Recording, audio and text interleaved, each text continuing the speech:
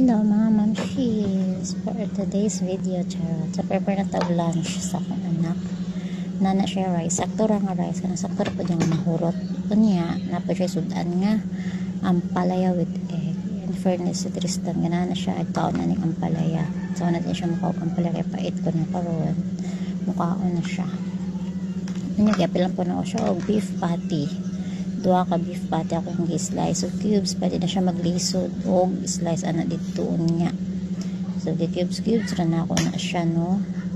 Dinais ko kining bro na ako napalit kay kuan siya ba. Tulo na pud siya iyang tanganan na rice yan na duwa nga para sudan o di pa. So ano na siya. Ano na yung sudan ron. Di ka na pud na siya taon ron. Abi siguro niya ang palayara yung sudan no. So taran diba? Masyag binto bento siya, mara na siya. So yun lang, bye bye, see you in my next vlog. Charot, piling vlogger ang kagwang.